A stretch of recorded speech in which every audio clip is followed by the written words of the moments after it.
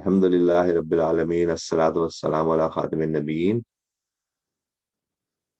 अ, सबसे पहले तो मैं आप लोगों का शुक्रिया अदा करता हूँ कि आप लोगों ने संडे के दिन जॉइन कर रहे हैं इस वेबिनार को, क्योंकि मैंने सोचा कि बहुत अरसे से मैं ये न्यूरोलॉजी के जो प्रॉब्लम्स हैं उनको डिस्कस कर रहा हूँ और लोग जो हैं वो मुझे कॉन्टेक्ट करते हैं। तो मैंने कहा क्यों ना आज मैं इसको एज अ प्रेजेंटेशन ही लोगों के सामने पेश कर दूँ और उनको बहुत सी चीज़ों के बारे में इल्म हो जाएगा और इसके अलावा जो क्वेश्चन होंगे उनको आंसर हो जाएगा। कुछ लोगों का से हमारा तारुफ भी हो जाएगा डायरेक्टली। तो मैं अपना मुख्तसर से तारुफ करा दूं, मैंने एमबीबीएस जो किया था वो 1986 में किया था लॉ मेडिकल कॉलेज से, कराची से। और उसके बाद मैंने आगा खान में अपनी ट्रेनिंग की थी और 1993 के अंदर मैंने एफसीपीएस और उसके बाद फिर एफआरसीएस भी इसी साल कर लिया था। और उसके बाद दोबारा मैं फिर वापस पाकिस्तान चला गया था एफआरसीएस करने के बाद, और 1995 में फिर मैं यूके आया और फिर यहाँ पे मैं काम करता रहा। फिर मैंने एफआरसीएस यूरोलॉजी किया, डिप्लोमा यूरोलॉजी किया और उसके बाद फिर मैंने masters in health care management किया। और उसके बाद फिर मैं यहाँ पे एज ए कंसल्टेंट काम कर रहा हूँ पिछले तकरीबन कोई 13 साल से, 13-14 साल से। तो आज का जो टॉपिक है वो prostate enlargement and urine symptoms. इसका ताल्लुक मेनली जो है वो ऑब्वियसली प्रोस्टेट का सिर्फ मौजूदगी जो होती है वो मेल्स में होती है। लेकिन उसकी वजह से जो घर में फीमेल्स होती हैं वो भी बहुत डिस्टर्ब होती हैं, क्योंकि रात के वक्त जब मर्द उठ उठ के जाते हैं टॉयलेट तो उनकी नींद डिस्टर्ब होती है। और कभी कभी तो ऐसा होता है कि लोग अलहदा सोना शुरू कर देते हैं। वो कहते हैं कि रात को बहुत ज्यादा नींद डिस्टर्ब होती है, इसलिए हम अलहदा दूसरे कमरे में सोएंगे।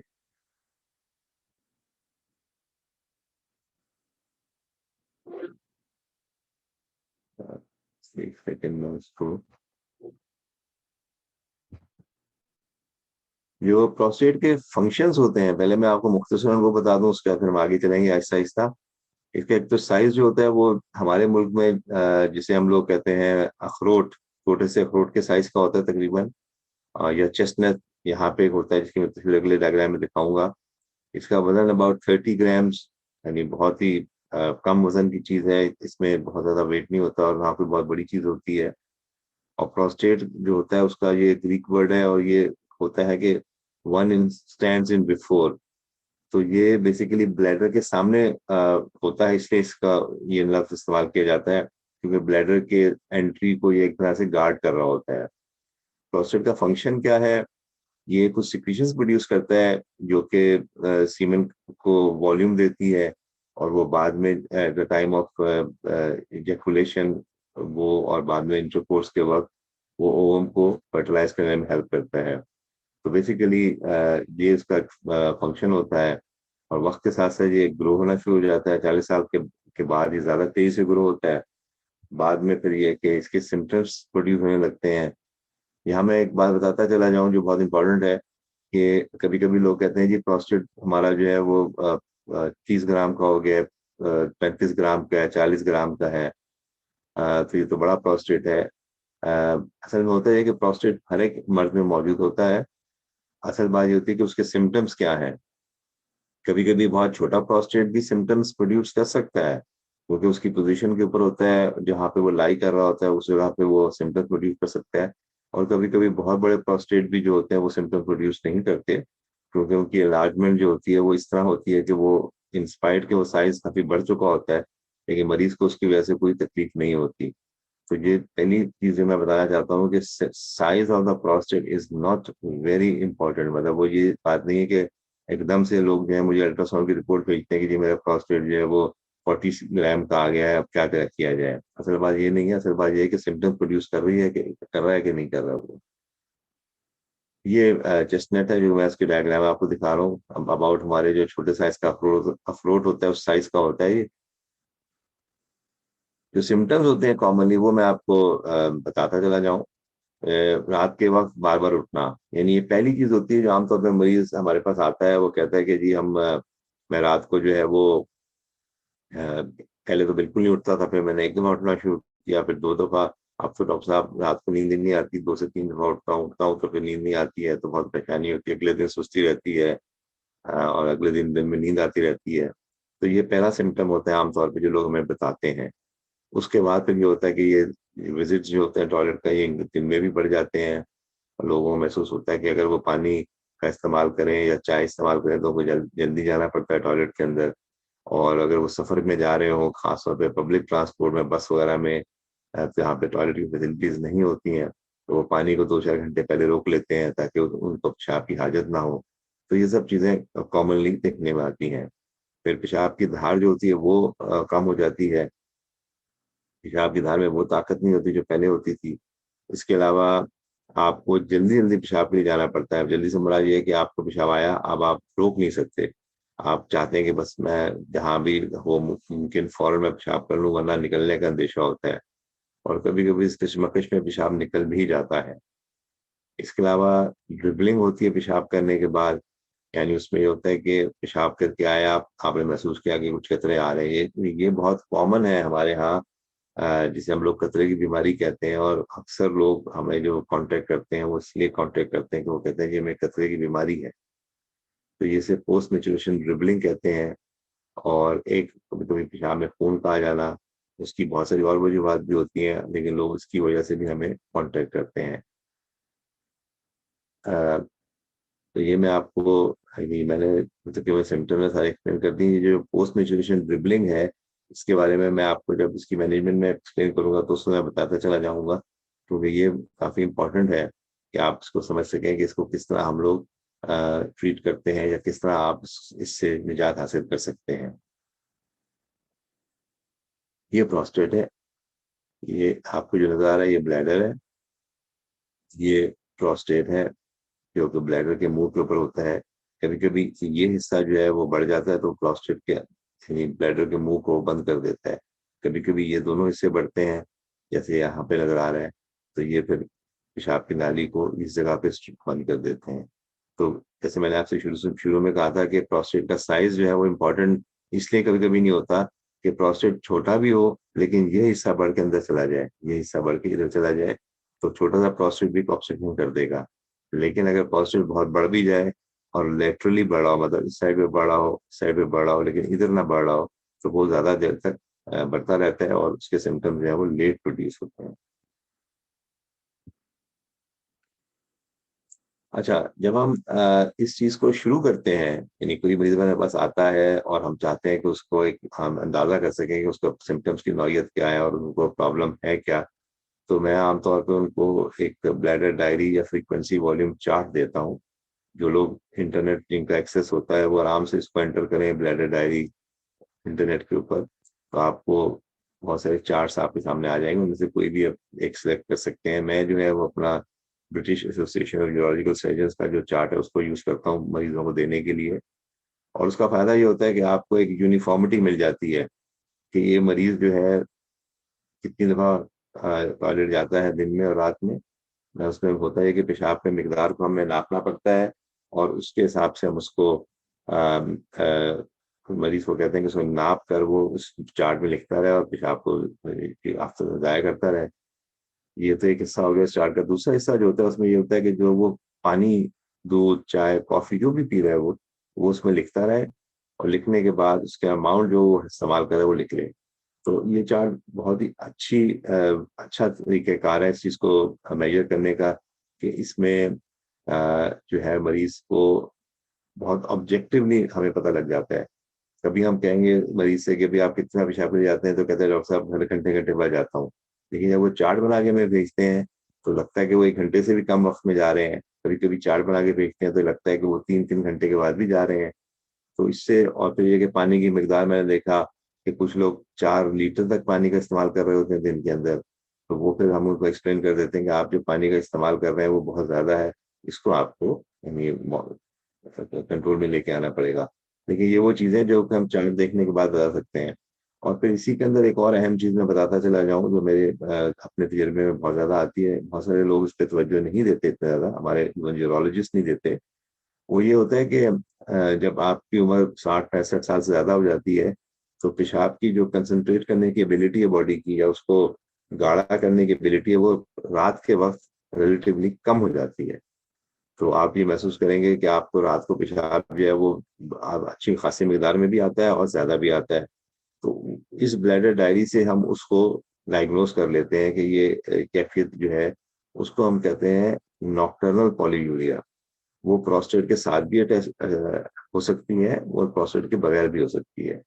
ये ख़वातीन में भी पाई जाती है, ये मर्दों में भी पाई जाती है। तो इसलिए इसका ताल्लुक डायरेक्टली प्रोस्टेट से नहीं होता। लेकिन अगर ये किसी को है और हम उसको सही डायग्नोस कर लेते हैं, तो उसकी ज़िंदगी बिल्कुल बदल जाती है इसके बाद। क्योंकि उसको हम फिर ट्रीट कर देते हैं और ट्रीट करने के बाद वो इंतहाई कंफर्टेबल और बहुत ही अच्छी लाइफ़ गुज़ारते हैं, बहुत ही शुक्रगुज़ार होते हैं कि डॉक्टर साहब हम तो पिछले 5 साल से सफ़र कर रहे थे, हम ये दवाई भी लेते थे, वो भी लेते थे, लेकिन फ़ायदा नहीं होता था। तो ये ज़हन में रखिए कि ये जो ब्लैडर डायरी जब मैं लोगों को एम्फसाइज़ करता हूँ, तो मुझे ऑनलाइन कॉन्टैक्ट करते हैं मेरे फ्री फ़ोन नंबर के ऊपर, तो वो मैं उनको फिर बाद में एक्सप्लेन करता हूँ और फिर उसको मैं बताता हूँ। तो ये प्रेज़ेंटेशन भी उन लोगों के लिए बहुत यूज़फुल होगी, एक बार उसको सुन लेंगे तो उनको बहुत सारे क्वेश्चन्स का आंसर मिल जाएँगे। ये जो IPSS and quality of life questionnaire है, ये क्वेश्चनेयर होता है, ये उर्दू में भी ट्रांसलेट हो गया है, इंग्लिश में है, बहुत सारी लैंग्वेजेज़ में अवेलेबल है। एक स्टैंडर्डाइज़्ड क्वेश्चनेयर है, जो किसी भी मरीज़ को हम देते हैं शुरू के पहली विज़िट के अंदर, ताकि वो इसको फिल कर ले और हमें अंदाज़ा हो जाए कि उसकी सिम्पटम्स की जो शिद्दत है, वो किस नौइयत की है। ताकि उसी उसी हिसाब से फिर हम उसकी जो शिद्दत है, उसको एड्रेस करने में हमें आसानी रहती है फ्यूचर के अंदर। जो कॉमन इन्वेस्टिगेशंस हम करवाते हैं, बहुत ज़्यादा इन्वेस्टिगेशन नहीं करवाते, हम बहुत सारे टेस्ट भी नहीं करवाते। हम एक लेबोरेटरी का टेस्ट कराते हैं जिसमें हम यूरिन का टेस्ट इन्फेक्शन को देखने के लिए कराते हैं, ताकि कोई इन्फेक्शन ना हो। और एक हम उसका जो है ब्लड का टेस्ट जिसे हम क्रेाटिनिन कहते हैं कि गुर्दे पे उसका कोई बुरा असर ना पड़ा हो, वो करवाते हैं। और PSA prostate specific antigen PSA prostate specific antigen होता है। मकसद इसका ये होता है कि हमें एक बेसलाइन प्रोस्टेट के बारे में इंफॉर्मेशन मिल जाए, स्पेशली किसी की फैमिली में अगर प्रोस्टेट कैंसर की शिकायत है, कैंसर की, मैं आम प्रोस्टेट के इलाजमेंट की बात नहीं कर रहा, तो उसमें ये ज़रूर करवाना चाहिए और इसके प्रोस्टेट का मायना करते हैं। मायना करने के लिए ज़रूरी ये होता है कि उसकी जो पखाने वाली जगह है, वहाँ से फिंगर डाल के हम प्रोस्टेट को एग्ज़ामिन करते हैं। वही एक ज रास्ता है जहाँ से हम इस प्रोस्टेट को एग्ज़ामिन कर सकते हैं, वही सबसे नज़दीक होता है और वहीं प्रोस्टेट जगह में लाई कर रहा होता है। तो इसलिए ये तो इसका एक पहला जो स्टेप होता है, वो ये होता है जब मरीज़ क्लिनिक में आता है, हम उसको एग्ज़ामिन करते हैं, उसके हम टेस्ट करवाते हैं। रेडियोलॉजी में अगर हमें शक हो कि इसका मसाला जो है पूरी तरह खाली नहीं हो रहा, तो हम उसका अल्ट्रासाउंड किडनीज़ और ब्लैडर भी करवा लेते हैं। लेकिन हमारे यहाँ सबसे ज़्यादा जो चीज़ कॉमन है कि सबसे पहले लोग अल्ट्रासाउंड और किडनीज़ और ब्लैडर करा के हमारे पास आते हैं। मैं ये नहीं कह रहा कि वो नहीं करवाया करें, लेकिन असल बात ये होती है कि सिम्पटम्स के हिसाब से फिर हमें हो सकता है कुछ और टेस्ट भी कराने पड़ें और हो सकता है कि वो अल्ट्रासाउंड उससे ज़रूरी ना हो। तो ये एक बुनियादी टेस्ट है जो मैं आपको बता रहा हूँ। फिर फ्लो रेट और रेज़िडुअल वॉल्यूम, ये सबसे इम्पोर्टेंट टेस्ट होता है मेरी नज़र में, जिससे हम ऑब्जेक्टिवली ये देख लेते हैं कि मरीज़ को जो है वो पेशाब की कितनी दिक्कत है। ये मशीन के ऊपर टेस्ट किया जाता है और इसके अंदर जो है मैं आपको बताता हूँ बल्कि हाँ, ये इसके अंदर जो है मरीज़ को हम ये कहते हैं कि वो मसाला भर कर आए और ख़वातीन के अंदर ये टेस्ट होता है, लेकिन इसका ताल्लुक प्रोस्टेट से नहीं होता, लेकिन इसकी और वजूहात होती हैं। मर्दों के अंदर इसका ताल्लुक जो है वो प्रोस्टेट से हो सकता है, स्ट्रक्चर से हो सकता है, किसी और वजह से हो सकता है। तो टेस्ट बहुत सिंपल है, जैसा आपको नज़र आ रहा है कि ये साहब जो है ये अपना मसाला भर के आए हैं, इनको हमने टॉयलेट में प्राइवेट टॉयलेट में कहा कि वो चले जाएँ और इस फ़नल के ऊपर वो पेशाब कर लें। जब वो पेशाब करते हैं तो पेशाब इस जग में आता है नीचे और इसके ऊपर एक चीज़ लगी हुई है मशीन, उसके ज़रिए इस ख़ास मैकेनिज़्म के ज़रिए इसकी जो है वो वेट को फ़ॉलो इसका जो फ्लो है उसको फ़ॉलो किया जाता है और उसको मेज़र किया जाता है और एक ग्राफ की शक्ल में हमारे सामने आ जाता है बाद में, जो दूसरे कमरे में हम निकाल लेते हैं और उसके बाद मरीज़ जो है वो अपना कपड़ों को साफ-वाफ करके ड्राई करके आ जाता है। तो उसको हम फिर ब्लैडर का स्कैन भी कर लेते हैं उसी वक़्त, पेशाब करने के बाद, ताकि हमें अंदाज़ा हो जाए कि वो कितना पेशाब जो है वो अपने मसाले में बचा रहा है।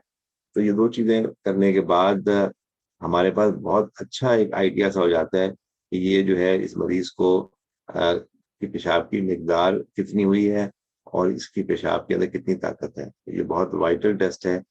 जहाँ अगर अवेलेबल हो, इसे हम फ्लो रेट एंड रेज़िडुअल वॉल्यूम कहते हैं, वो बहुत अच्छा है और इससे हमें बहुत सारी इन्फॉर्मेशन मिल जाती है। इसके जो कॉजेज़ हो सकते हैं इसमें मैं इसलिए थोड़ा-सा एम्फसाइज़ करना चाह रहा हूँ इस मौके पे कि वो हमारे और यंग लोग भी इसको देखते हैं, हर तरह के एज के लोग इसको देख रहे होते हैं मगर उनको हम बाद में सुनते भी हैं। एक कुछ लोग यंग हमारे पास आते हैं, मिसाल के तौर पे कोई 25 साल का आदमी आ गया, वो कहते हैं डॉक्टर साहब पेशाब की धार बहुत पतली हो गई है, बार बार जाना पड़ता है और रात को उठना पड़ता है, ये वो सारे सिम्टम्स होते हैं जो प्रोस्टेट वाले होते हैं। लेकिन उनको प्रोस्टेट नहीं होता आमतौर पर उस उम्र के अंदर, मतलब आमतौर पर क्या नहीं होता बल्कि। तो उसमें जो कॉमन रीजन हो सकता है वो यूट्रस स्ट्रक्चर हो सकता है, जिसे पेशाब की नाली में तंगी कहते हैं। और दूसरी चीज जो हो सकती है वो कभी कभी न्यूरोजेनिक ब्लैडर होता है। लार्ज प्रोस्टेट जो होता है वो आमतौर पर 40 ईयर्स के बाद शुरू होते हैं उसके सिम्टम्स। तो यूट्रस स्ट्रक्चर जो होता है उसके सिम्टम भी तकरीबन वही होते हैं जो लार्ज प्रोस्टेट के होते हैं, लेकिन एज का डिफरेंस इसमें काफी सिग्निफिकेंट होता है।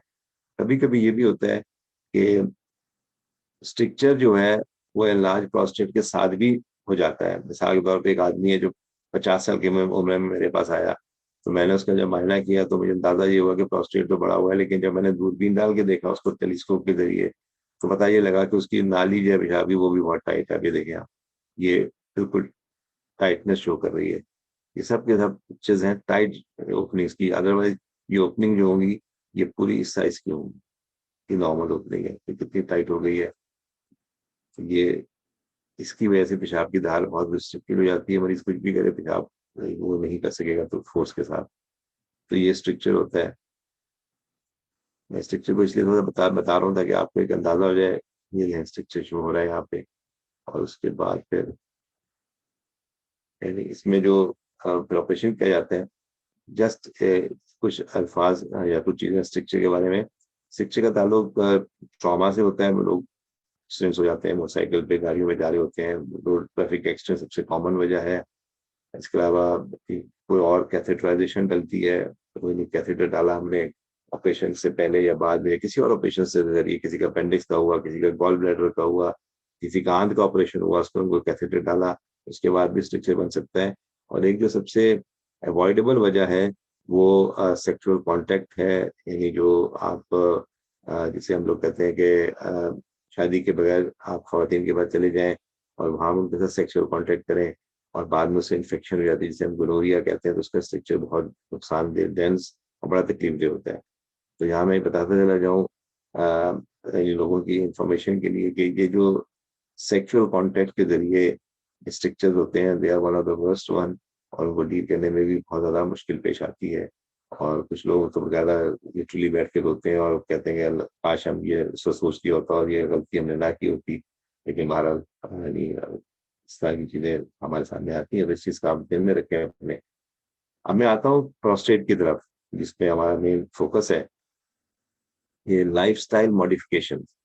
इसमें जो पहली चीज हम सजेस्ट करते हैं मरीज को वो ये होती है कि आप जो है वो, आपको सिम्टम्स शुरू हो चुके हैं, आप रात को पेशाब के लिए उठने लगे हैं, दिन में बार बार जा रहे हैं, आप जो है महसूस कर रहे हैं कि इससे आपकी क्वालिटी ऑफ लाइफ सफर कर रही है, तो आप जो काम इम्पोर्टेंट है वो ये करें कि आप पानी की मिकदार को थोड़ा सा कम कर दें। आप चाय अगर पहले 4 कप या 5 कप पीते थे तो उनको आप 2 कप कर दें। कॉफी अगर आप 2 कप और पीते थे चाय के अलावा तो उसको आप खत्म कर दें, क्योंकि कॉफी और ब्लैक चाय दोनों बहुत ज्यादा ब्लैडर इरिटेंट्स होती हैं। तो इनको आपने चेंज करना होगा, कम करना होगा, पानी की मिकदार को कम करना होगा। फिर आप शाम 6 बजे के बाद या 7 बजे मैक्सिमम आप जो है वो पानी का इस्तेमाल नहीं करें। बिल्कुल आप ये समझ लें कि उसके बाद आपका रोज़ा है, आपने दवाई अगर कोई खानी है तो उसके थोड़ा बहुत पानी पी लें, लेकिन इसके बाद पानी ना पिएँ। तो इससे ये होगा कि अगर आप 6 बजे आखिरी दफ़ा पानी पिएँगे, तो सोने से पहले आप अगर 10 साढ़े 10, 11 बजे भी सो रहे हैं, तो सोने से पहले आपको जो है वो मसाला खाली हो जाएगा आपका, और आप पेशाब करके इत्मीनान से सो जाएँगे। और फिर आपको रात को अगर उठना भी पड़ेगा तो एक ही दफ़ा उठना पड़ेगा, 3-4 दफ़ा या 2-3 दफ़ा नहीं उठना पड़ेगा। तो ये पहली चीज़ है जो आपको ये ज़हन में रखनी है कि 6 बजे के बाद पानी का इस्तेमाल आप ना होने के बराबर कर दें। दिन में आप पानी का इस्तेमाल करते रहें, लेकिन चाय, कॉफ़ी, कोका कोला, पेप्सी, ये कोका कोला, पेप्सी भी बहुत ज़्यादा ब्लैडर इरिटेंट्स होते हैं। जिनको इस चीज़ का अंदाज़ा नहीं है वो इसको नोट करेंगे तो उनको पता लग जाएगा कि जब भी वो ये पीते हैं ड्रिंक्स तो उनको पेशाब करने की हानि पड़ती है। सेक्रिन लोग इस्तेमाल करते हैं चाय में या किसी और पानी में यानी शरबत के अंदर। तो सेक्रिन जो है वो शुगर तो नहीं होती, लेकिन वो भी ब्लैडर को इरिटेट करती है। उससे भी पेशाब की जो है वो आपको हाजत बार-बार हो सकती है। तो ये भी ध्यान में रखिएगा। फिर आपको खुद एक अंदाज़ा हो जाएगा। मिसाल के तौर पे आप जो है वो फलाँ तरह का खाना खाते हैं या फल खाते हैं या आप ये मशरूब पीते हैं तो आपको जल्दी जाना पड़ता है, तो उसको आप अवॉइड करना शुरू कर दें। ये एक चीज़ है जो आप अपने तौर पे देख सकते हैं, लेकिन ओवरऑल पानी की मिकदार, चाय, कॉफ़ी की तादाद, इसको आपको कम करना पड़ेगा। फिर हम मेडिकेशंस पे आते हैं। अगर इससे सिम्पटम्स इम्प्रूव नहीं होते हैं, तो मेडिकेशंस अवेलेबल हैं। हर प्रोस्टेट एनलार्जमेंट की ऑपरेशन की ज़रूरत नहीं होती है, पहली बात है। तो उसमें हम ये करते हैं कि मेडिसिन्स जो होती हैं उनको हम शुरू करते हैं। मेरा आम तौर पे जो है वो एक मेडिकेशन जो शुरू करता हूँ, उसे हम लोग टेम्सोलिसिन या फ्लोमैक्स कहते हैं पाकिस्तान के अंदर।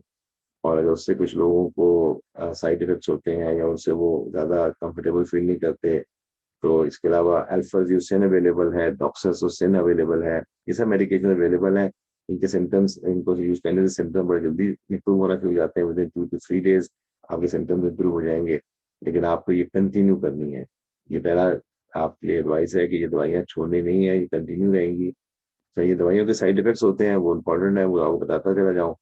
क्योंकि वो अक्सर लोग फिर बाद में क्वेश्चन करते हैं हमसे, या वो इनकी वजह से छोड़ देते हैं कि ये पता नहीं क्या हो गया अचानक दवाई लेने के बाद। क्योंकि मैंने महसूस किया कि पाकिस्तान में टाइम कम होता है, या लोग जो है वो कोई याद रखना मुश्किल होता है, तो भूल जाते हैं। तो मरीज़ को ये 2 बातें ख़ास तौर पे मैं बताता हूँ कि एक तो जब वो सुबह उठेंगे तो उनको हल्के के चक्कर आएँगे, तो वो थोड़ी देर एक्स्ट्रा बैठ जाएँ, ताकि वो चक्कर वाली जो कैफ़ियत है वो ख़त्म हो जाए, फिर वो अपना नॉर्मल काम शुरू कर दें। जो कि यंग आदमियों में इतना नहीं होता, अगर किसी को 75 साल की उम्र में ब्लड प्रेशर की और दवाइयाँ ले रहा है, फिर हम शुरू करते हैं तो उसको ज़्यादा हम एक्सरसाइज करते हैं। लेकिन दूसरा सिम्पटम जो है वो ज़्यादा कॉमन है, वो हर उम्र में होगा कि आप जब इजैकुलेट करते हैं, जब मनी का अखराज होता है, तो वो उसकी मिकदार बहुत कम हो जाती है या ना होने के बराबर होती है। तो वो इसमें आपको कोई अभी ज़्यादा नुकसान इस तरह नहीं होगा कि आपकी सेहत पे बुरा असर पड़ेगा, बल्कि वही मनी जो है वो ब्लैडर में चली जाएगी और बाद में पेशाब के साथ मिलकर वो बाहर आ जाएगी। तो ये बेसिकली एक इसका साइड इफ़ेक्ट होता है। अगर पहले से पता हो मरीज़ को, तो मरीज़ उसको एक्सेप्ट करता है और उसके बारे में वो इसको टॉलरेट कर लेता है। और इसके बाद फिर हम यानी ये दवाइयाँ इस्तेमाल करते हैं। इस दूसरी दवाई जो है फेनिस्ट्राइड है या डिटेस्ट्राइड है, जो एवोडार्ट के नाम से या प्रोस्कार के नाम से अवेलेबल है, वो इस्तेमाल करना शुरू कर देते हैं। तो प्रोस्कार की साइज़ को छोटा करती है, लेकिन वो काम करती है, वो 2-3 महीने के बाद शुरू करती है, इतनी जल्दी काम शुरू नहीं करती है। इन दवाइयों से अगर फ़ायदा ना हो और मरीज़ के सिम्पटम्स बरकरार रहें, तो हम टेस्ट ऑलरेडी करवा चुके हैं, हमें अंदाज़ा हो चुका है कि मरीज़ जो है इसको प्रॉब्लम है, तो अब हम जो है उसको ऑपरेशन के बारे में बताएँगे। अच्छा, ऑपरेशन जो होता है इसमें यानी ये नहीं है कि हर मरीज़ का ऑपरेशन होगा, जैसे मैंने आपसे पहले कहा, कि पहले हम दवाइयाँ इस्तेमाल कराते हैं, दवाइयाँ इस्तेमाल करने से फ़ायदा नहीं होता, या दवाइयाँ इस्तेमाल करने से फ़ायदा होता है, लेकिन मरीज़ मुतमईन नहीं होता और वो उस चीज़ को चाहता है कि और बेहतर हो। तो उसको फिर हम बताते हैं कि देखो, ये एक म्यूचुअल डिसीज़न है। मैं तुम्हें ये नहीं कहूँगा कि तुम्हारे ऑपरेशन से तुम्हें बिल्कुल एकदम से वो उस तरह के आदमी बन जाओगे जो 25 साल की उम्र में तुम्हें पेशाब की सिम्पटम्स थे या पेशाब की धार होती थी। सिम्पटम्स तुम्हारे बहुत अच्छे हो जाएँगे, सब कुछ हो जाएगा, लेकिन इसके लिए तुम्हें कुछ प्राइस पे करनी पड़ेगी in terms of your own health. वो हेल्थ मतलब वो मैं आपको एक्सप्लेन कर दूँगा। लेकिन इम्पोर्टेंट चीज़ ये है कि आपको ये अगर किसी को बार-बार चीज़ें हो रही हैं, यानी इन्फेक्शन इन द यूरिन हो रहा है, प्रोस्टेट एनलार्जमेंट के साथ, ब्लैडर स्टोन्स बन गए हैं, उसको पता लगा कि जी वो हमने बस अल्ट्रासाउंड कराया तो उसमें ब्लैडर स्टोन्स आ गए हैं। फिर किडनी फेलियर के साइन, मतलब किडनी फेलियर उस सेंस में कह रहा हूँ कि क्रिएटिनिन जो है बढ़ना शुरू हो गया, या ओवरफ्लो इनकॉन्टिन्यूअस हो गई है, उसका पेशाब-पाखाना इतना भर गया है कि पेशाब उसमें से निकलना शुरू हो जाता है, या उसको बार-बार पेशाब में खून आता है। तो ये उस और या ये कि वो दवाइयाँ जो इस्तेमाल कर रहा है, वो अब उन्होंने काम करना छोड़ दिया है। तो ये 5-6 चीज़ें मोटी-मोटी मैंने आपको बता दी हैं। इनमें से अगर कोई चीज़ आपके सामने है और आप महसूस करते हैं कि अब कुछ होना चाहिए, तो फिर हम जो है वो आपको ऑपरेशन की यानी डेफ़िनिटली हम जी डिस्कस करके, मतलब हम एज़ अ सर्जन, जो अब ट्रेंड है वो ये है कि you always take patient into confidence. आप पेशेंट को अपने कॉन्फिडेंस में लेकर उसको एक्सप्लेन करके एक म्यूचुअल डिसीजन होता है। मेरा डिसीजन नहीं होगा, ये आपका भी डिसीजन होगा जब ऑपरेशन के लिए आएँगे। कल को फिर आप ये ना कहें कि डॉक्टर साहब आपने मुझे ऑपरेशन कर दिया मेरा, मुझे तो फ़ायदा नहीं हुआ। लेकिन वो डिसीजन बहुत अच्छी तरह फैसले के बाद हम करते हैं, और ताकि मरीज़ को कोई रेस्टराइड हो कोई क्या हुआ। ऑपरेशन जो है वो कई तरह के होते हैं, टीयूआरपी जिसे ट्रांसरेक्टल रिसेक्शन ऑफ प्रोस्टेट, दूरबीन डाल के हम पेशाब की नाली के अंदर जो प्रोस्टेट होता है, जैसे मैं ये बताऊँ कि ये अगर प्रोस्टेट है, अगर आप ये देखें तो इसका ये होल है, इसको हम थोड़ा-सा बड़ा कर देते हैं और उसे हम रीबोरिंग कहते हैं। तो उससे बस प्रोस्टेट निकल के जितना भी हम टिश्यू निकालते हैं उसको हम मायने के लिए भेज देते हैं। और इसी तरह होलिप जो अगली चीज़ है वो भी वो लेज़र के ज़रिए की जाती है, होल्मियम लेज़र के ज़रिए। यूरोलिफ्ट रिलेटिवली नया है, लेकिन इसको भी तकरीबन 10 साल से ज़्यादा अरसा हो गया है। रिज्म उसके मुकाबले में थोड़ा सा और भी नया है, लेकिन ये भी काफ़ी अरसे से अब है। तो इसके ऊपर काफ़ी सारे काम हो चुके हैं। मैं मुख्तसरन बता दूँ इसके बारे में ताकि आपको एक आइडिया हो जाएगा। ऐसी ज़्यादा तफसील में नहीं जा सकूँगा टाइम की वजह से। ये प्रोस्टेट है, देखिए इसको ये प्रोस्टेट शूट स्टार्ट हुआ, इसको हमने जो है वो जो है इसके अंदर हम सेट करना शुरू किया। आखिर में ये इस तरह की सिचुएशन हो गई कि बिल्कुल खाली जगह बची। तो ये जो है वो इसके अंदर आपको जो है खाली होल मिलेगा और ये बिल्कुल जगह साफ होगी। तो ये प्रोस्टेट ऑपरेशन है, जिसे हम लोग TURP कहते हैं। आपके लिए बहुत क्लियर इस चीज़ में नज़र आ जाएगी सब चीज़ें। शुरू में ऐसा था जब हमने स्टार्ट किया ऑपरेशन करना, फिर हमने मशीन से इसको काटना शुरू किया, ये काटते रहे रात करना था। फिर ये जो है होले लेज़र का ऑपरेशन होता है। इसके अंदर ये होता है कि लेज़र के ज़रिए ऑपरेशन किया जाता है। इसकी मिसाल बहुत अच्छी दी गई है कि ये ऑरेंज है, ऑरेंज के अंदर जैसे फाँके निकाल रहे हैं आप, कोई दाल में छिलका रह जाए, तो यही वही काम जो है लेज़र के ज़रिए होता है, जो हम TURP की जो पिछले पिक्चर में आपको दिखाई है।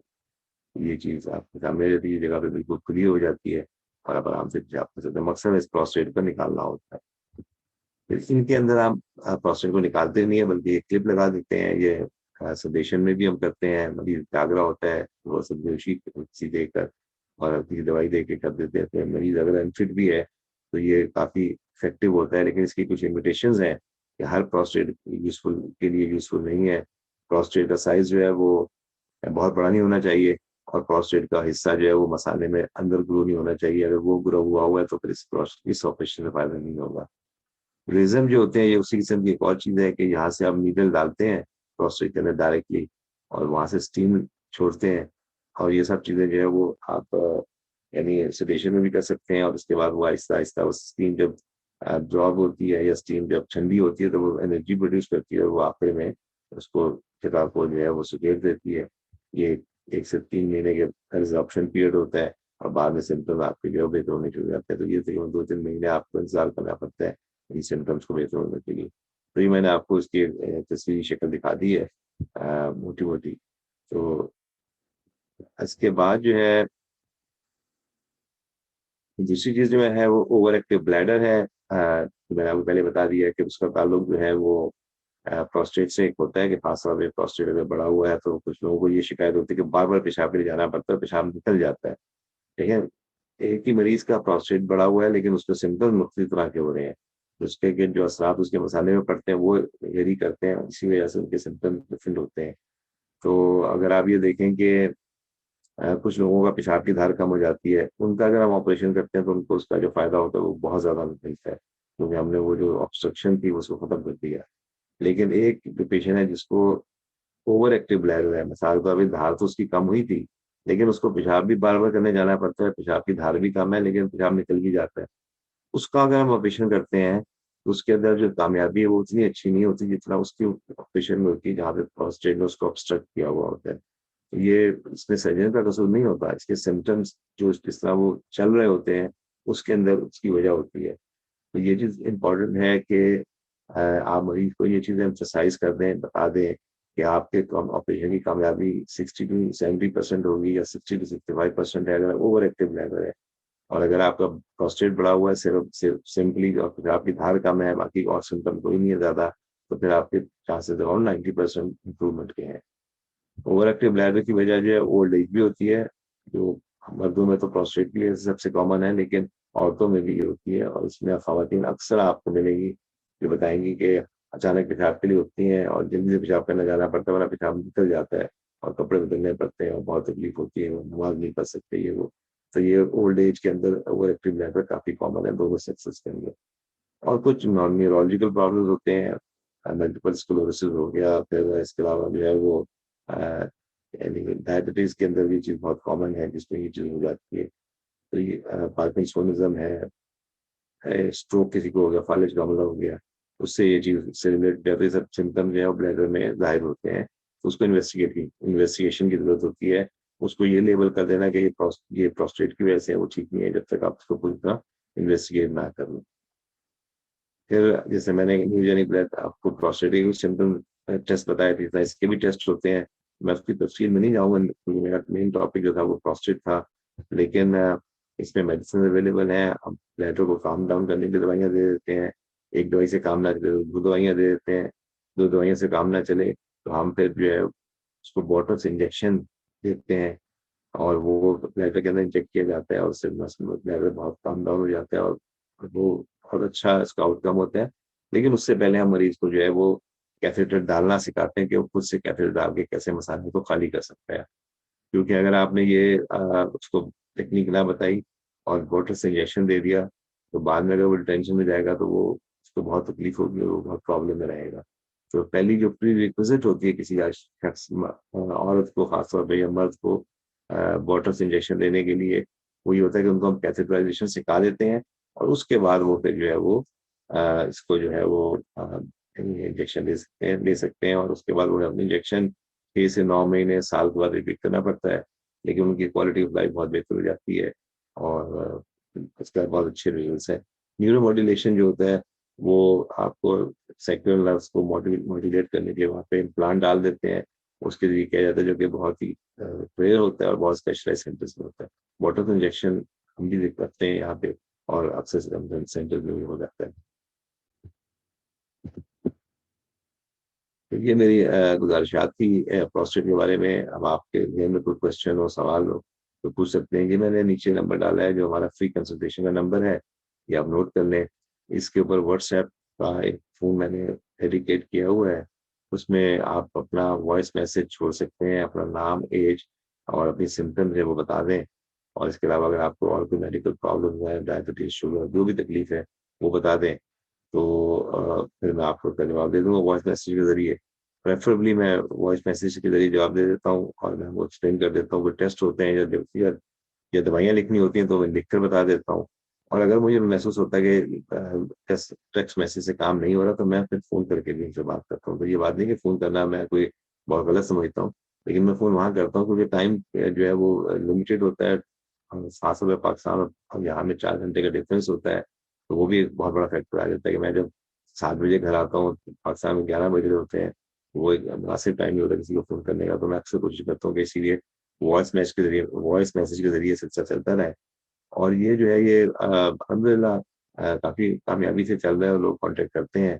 अ, और एक चीज़ मैं जो पोस्ट मेडिटेशन ड्रिबलिंग के हवाले से जो मैंने आपको शुरू में बताया था, वो मैं आपको एक चीज़ एक्सप्लेन कर दूँ ताकि वो आपके लिए यूज़फुल होगी जो अक्सर लोगों को तकलीफ देती है।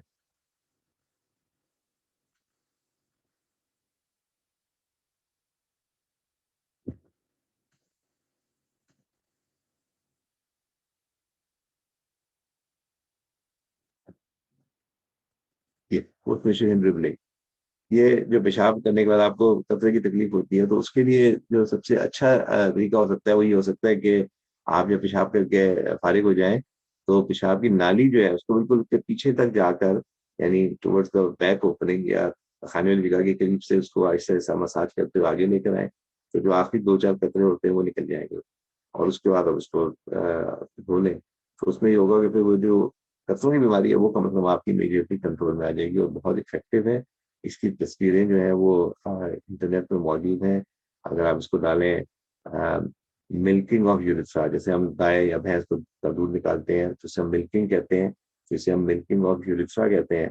तो वो अगर आप डालेंगे तो आपको ये इसकी तस्वीर मिल जाएगी और वो आप उसको फ़ॉलो कर सकते हैं। लेकिन मैंने आपको मुख्तसर में बता दिया है कि कैसे उसको सिम्पटम होते हैं और कैसे आप उसको करते हैं। तो आपके ज़हन में आप कोई क्वेश्चन हो, कोई इश्काल हो तो ज़रूर पूछिए। मैं हाज़िर हूँ आपके कोई जवाब देता हूँ।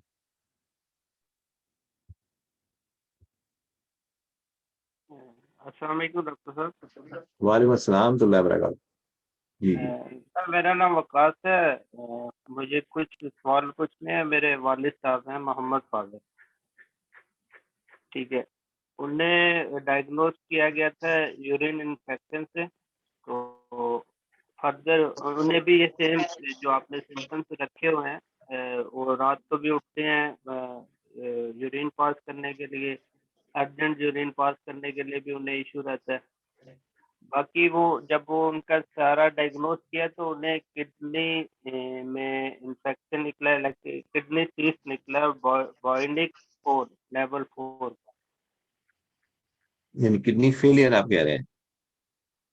किडनी में सीस्ट है, बॉयलिक 4 लेवल। अच्छा अच्छा, ठीक, वॉजनिक किडनी, वॉजनिक 4, ठीक ठीक, वॉजनिक 64, ठीक ठीक। तो वो मतलब वो अभी तक तो लाइक वो जो सिम्टम्स वो अभी सारा फोकस जो है वो किडनी पे चला गया। लाइक वो कहते हैं कि मे बी ये सीस्ट की वजह से इनका सब इश्यू चल रहा है। तो अभी वो कह रहे हैं कि ऑपरेट करें, लाइक ये टोटल रिमूवल ऑपरेशन कर मतलब मैं बहरीन से बात कर रहा हूँ। तो जी इधर जी, बहरीन में टोटल रिमूवल ऑपरेशन कर रहे हैं, लाइक किडनी रिमूव करना है। उनकी एज है 65, मेरे वाले साहब। आपने मेरे ख्याल से मुझे कांटेक्ट किया था, जहाँ तक मुझे याद पड़ रहा अ, है, या नहीं किया था जब पहले आपने फोन के ऊपर? तो मेरी मेरी फर्स्ट टाइम बात हो रही है। मेरा भाई है आदिल मोहम्मद आदिल।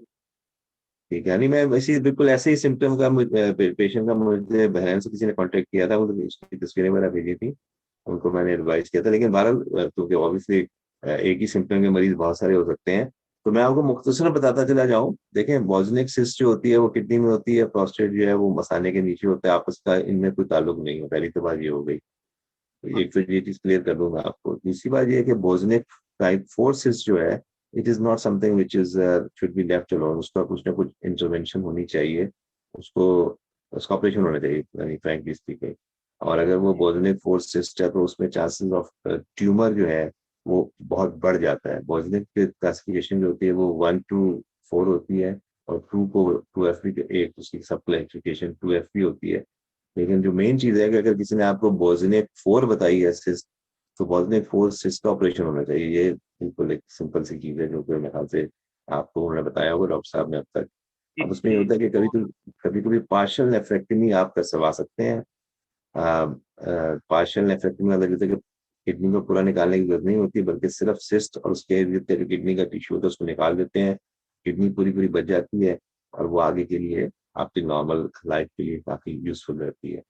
तो मैं यही सजेस्ट करूंगा आपको कि आप बोजनिक्स 4 सिस्टम जिसे डायग्नोज कर लिया, तो आप इसको क्योंकि लास्ट टाइम जिन्होंने मुझसे बात की थी उनको मैंने सजेस्ट किया था पाकिस्तान के अंदर शौकत खानम में, मैंने कहा था कि आप जाके डिस्कस कर सकते हैं। जी वहाँ पे ये लोग रेगुलरली कर रहे हैं। और दूसरा जो है वो जो साहब थे, मतलब आप शायद वो कौन होंगे वो, उन्होंने मुझसे इंग्लैंड में किसी का नंबर लिया था, तो मैंने उनको गाइड कर दिया था वो यहाँ पे कॉल करते हैं इस ऑपरेशन को रोबोटिक के तरीके से। तो ये है, ठीक है। सर, पाकिस्तान में कोई और हॉस्पिटल है? क्योंकि शौकत खानम में हम लोगों ने ट्राई किया, वो कहते हैं कि हम लोग 50+ पेशेंट नहीं लेते। पाकिस्तान के अंदर फिर आप दूसरा आगा खान है, आगा खान चले जाएं। दूसरा कराची के अंदर इंडस हॉस्पिटल है, वहाँ जाके आप मालूमात कर सकते हैं। Aga Khan, Indus hospital, SIUT Karachi में है। ये 3 हॉस्पिटल तो कराची में आप बता सकता हूँ। बाकी है कि आप लाहौर के अंदर जो है वो, मतलब उसमें ये है कि मेरी जो कोशिश है वो गुर्दे को बचाने के लिए, मैं आपको इन अस्पतालों का नाम बता रहा हूँ। गुर्दे को निकालना तो कोई भी निकाल सकता है, वो तो किसी भी जी अस्पताल में जी। जाके वो निकाल सकता कि है। इधर हमें डॉक्टर्स ने कहा कि हम लोग पार्शियल रिमूवल हमारे पास नहीं है, हम लोग टोटल रिमूवल में जाएंगे, क्योंकि वो ऑलरेडी हाइपरटेंशन है, डायबिटिक है, हार्ट का प्रॉब्लम है। तो उस रिलेटेड मतलब वो उनकी सेफ्टी के हिसाब से हम लोग नहीं जाना चाह रहे कि टोटल रिमूवल पे जाए। बस उसमें आप बहुत ज्यादा ना सोचिएगा। वजह उसकी है कि अगर ये कैंसर है, जो कि इसमें तकरीबन 30 to 35% केसेस में सिस्ट जो होती है उसका कैंसर होता है, तो वो फिर फैल जाएगा, तो वो फिर आपके लिए प्रॉब्लम करेगा बाद में। तो मेरा मेरा मशवरा ये है सिंपली, जो मैं अभी मैंने कोई चीज देखी नहीं है, लेकिन ये कि मैं आपको ये बता सकता हूँ कि अगर इसको आप इस तरह छोड़ देंगे तो वो नुकसानदेह होगा लॉन्ग टर्म में, ज्यादा हमारी वजह से उसको किडनी निकालने के। तो सर ये सिम्टम्स हो सकते हैं लाइक उनका यूरिन वगैरह, ये इसी वजह से इंक्रीजमेंट है या क्या?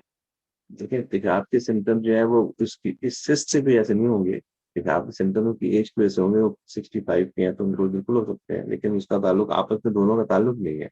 प्रोस्टेट भी उनका बड़ा हुआ होगा, बिल्कुल बड़ा हुआ होगा, और उनको सिस्ट भी निकल आई है इंसिडेंटली। तो पहले तो ये है कि आप इसका एक दोबारा, इसलिए मैं आपसे कह रहा हूँ कि आप पाकिस्तान जाके किसी अच्छे अस्पताल में इसको एक्सरे वगैरह लेके जाए, उनको दिखाएं और उनके ओपिनियन ले लें।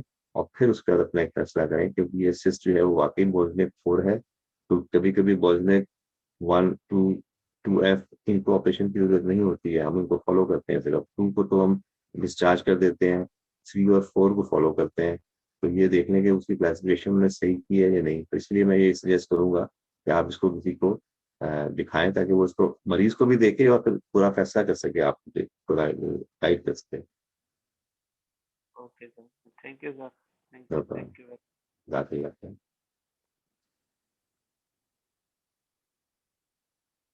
तो कोई और कोई आपके क्वेश्चन हो किसी ये जो मैंने आपको शुरू में फ्रीक्वेंसी वॉल्यूम चार्ट को बताया था, ये बहुत ही इम्पोर्टेंट है। इसको आप जब भी अपनी कोशिश करें कि अगर सिम्टम्स हो तो ये ज़रूर आप एक प्रिपेयर कर लें, ताकि वो हर डॉक्टर के लिए बहुत आसानी होती है उसके अंदर उसको समझने में और उसको फिर एडवाइस करने में कि किस तरह उसको फॉलो किया जाए। और दवाइयाँ बड़ी इफेक्टिव होती हैं, दवाइयाँ आप इस्तेमाल करना शुरू कर दें तो बहुत जल्दी आप जो है वो आपके सिम्टम्स कंट्रोल में आ जाएंगे आपके। और जैसे मैंने और पहले भी बताया कि अगर हमारी साइट पे चले जाएंगे आप, तो आपको फ्री फ़ोन नंबर है जिसमें व्हाट्सएप के मैसेज हो सकते हैं, और वो मैं रेगुलरली इसका जवाब देता हूँ, किसी भी यूरोलॉजी सिम्पटम से रिलेटेड। तो इसमें ये होता है कि एटलीस्ट आपको एक सेकंड ओपिनियन मिल जाता है, और कभी-कभी ये होता है कि हम ट्रीटमेंट जी भी स्टार्ट कर देते हैं और मरीजों को बड़ा फ़ायदा होता जी कमेंट हो रहा है किसी ने, what is the usual trajectory of prostate enlargements? Do most patients and up requiring surgery? है। मैं इसके अंदर the usual trajectory of prostate enlargement and how many patients requiring surgery. जी जी बिल्कुल। जी हाँ, मतलब मैं इसको क्लैरिफाई कर लूँ कि अस्सलाम वालेकुम, जज़ाकल्लाह आप हाँ, टॉक के लिए। जो ट्रजेक्टरी होती है इन पेशेंट्स की, आपने कहा था कि पहले मेडिकेशन शुरू करते हैं वगैरह, लेकिन यानी इवेंचुअली मैं समझना चाहता है कि इन फ्यू इयर्स टाइम क्या ज़्यादातर लोगों को सर्जरी की ज़रूरत पड़ती है, या कुछ लोग यानी लाइफ लॉन्ग मेडिकेशन में भी उनका काम सही सही रहता है, उनके सिम्टम्स इंप्रूव हो जाते हैं? इसमें तो मैं जो यानी जो जवाब है वो मतलब यानी यस और नो में नहीं होगा, बल्कि उसमें डिपेंड करता है कि जब उनके सिम्टम्स शुरू हुए थे उनकी एज क्या थी, उनका प्रोस्टेट का उसका साइज क्या था, उनका फ्लो रेट क्या था, और उसके बाद उन सारे फैक्टर्स को देखते हुए मिसाल तौर पे एक आदमी हमारे पास 50 ईयर्स की एज में आता है, उसके सिम्टम्स काफी इंटेंस हैं, प्रोस्टेट का साइज भी बढ़ा हुआ है, फ्लो रेट भी उसका स्लो है, तो उस पेशेंट को हम उसी वक्त बता देते हैं कि तुम्हें हो सकता है कि ऑपरेशन की जरूरत पड़ जाए अगले 5 साल के अंदर, क्योंकि तुम्हारी उम्र 50 और ये सारी चीजें जो है शो कर रही हैं कि तुम्हारा प्रोस्टेट बढ़ गया है। लेकिन एक मरीज हमारे पास आता है 75 साल की उम्र में, 75 ईयर्स की एज में, उसके भी वही सिम्टम्स हैं जो 50 ईयर्स वाले के में थे, तो उसको हम दवाई शुरू कर देते हैं। होता है उसको जो है वो ऑपरेशन की जरूरत ना पड़े, क्योंकि उसकी क्वालिटी ऑफ लाइफ, उसकी जो जो भी उसकी जो वर्किंग कैपेबिलिटीज है वो इतनी नहीं रही, और इतना उसकी क्वालिटी ऑफ लाइफ पर इफेक्ट नहीं करेंगी चीजें, तो उसको ऑपरेशन की जरूरत ना पड़े। लेकिन जनरली स्पीकिंग आमतौर पे यानी 5 साल से 7 साल के बाद लोगों को ऑपरेशन की जरूरत पड़ सकती है, ऑपरेशन दवाई लेने के बाद, जनरली स्पीकिंग। क्योंकि वो प्रोस्कार या ये जो मैंने बताया था फिनिस्ट्राइड, ये प्रोस्टेट के साइज को 25% रिड्यूस कर देती है, तो वो इस लिहाज से बहुत अच्छा है, क्योंकि वो हाँ, आपके प्रोस्टेट के साइज को बढ़ने से रोक देती है। लेकिन इसमें टीएस से आपको जरूर कराना चाहिए, ताकि प्रोस्टेट कैंसर के बारे में हम उसको कंट्रोल कर सकें कि इसलिए प्रोस्टेट कैंसर तो नहीं है इस टाइम में। जज़ाकल्लाह खैर।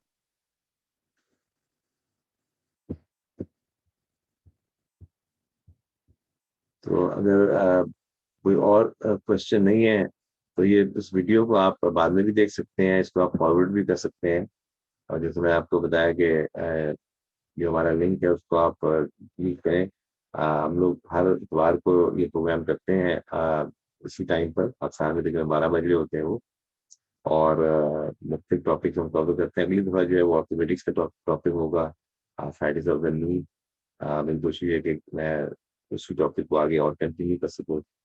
डिपेंड करता है कि आमतौर पर मैं ये टॉपिक्स इस फील्ड के जो स्पेशलिस्ट होते हैं, कंसल्टेंट होते हैं, उन्हीं को रिक्वेस्ट करता हूँ, ताकि हमें सबसे बेहतरीन और सबसे रिलायबल और अप टू डेट इंफॉर्मेशन मिल सके और सबके लिए वो यूजफुल हो। तो अगले हफ्ते हमारे डॉक्टर कुतुब हैं जिन्होंने ही किया है, तो कंसल्टेंट है यहाँ पे, तो वो आर्थराइटिस ऑफ द नी के बारे में बात करेंगे। फिर उसके बाद मैं आपको बताऊंगा कि उसके बाद हम क्या क्या टॉपिक आने का होता है, फिर हमें क्या करना। ये सारी वीडियोस जो पहले ही टॉपिक्स हैं सब मौजूद है इंटरनेट पे, आप खुद भी देख सकते हैं और आप लोगों को भी गाइड कर सकते हैं, इनको देख कर वो फायदा उठा सकते हैं। जज़ाकल्लाह खैर। अस्सलाम वालेकुम।